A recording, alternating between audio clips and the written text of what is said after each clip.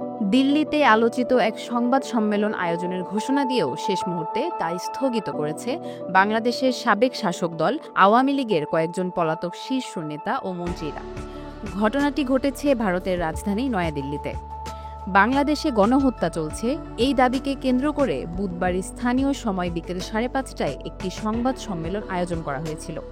এটি আয়োজনের দায়িত্বে ছিলেন মোহাম্মদ আলী সিদ্দিকী, যিনি নিজেকে যুক্তরাষ্ট্রভিত্তিক একটি অজানা সংগঠন বাংলাদেশ হিউম্যান রাইটস ওয়াচ এর মহাসচিব হিসেবে পরিচয় দেন। যদিও এমন কোনো সংগঠনের অস্তিত্ব আন্তর্জাতিক মহলে নেই বললেই চলে। সম্মেলনের মূল উদ্দেশ্য ছিল গোপালগঞ্জের সাম্প্রতিক সহিংসতা ও তথাকথিত গণহত্যা নিয়ে বক্তব্য রাখা। ওয়ালটন এখন দেশের সীমানা পেরিয়ে পৌঁছে গিয়েছে ৫০টিরও বেশি দেশে। ওয়ালটন, ঘরে ঘরে, বিশ্বজুড়ে। এতে অংশ নেওয়ার কথা ছিল আওয়ামী লীগের কয়েকজন প্রভাবশালী সাবেক মন্ত্রী ও নেতাদের।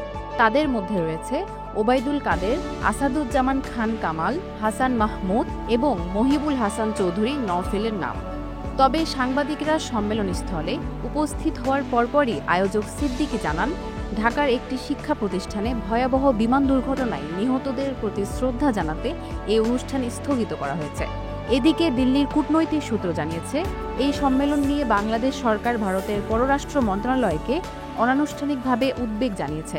কারণ শেখ হাসিনা সরকারের পতনের ১ বছর পূর্তির প্রাক্কালে ভারতের মাটিতে এমন বিতর্কিত আয়োজন দুই দেশের মধ্যকার সম্পর্কের উপর নেতিবাচক প্রভাব ফেলতে পারে বলে আশঙ্কা করা হচ্ছে।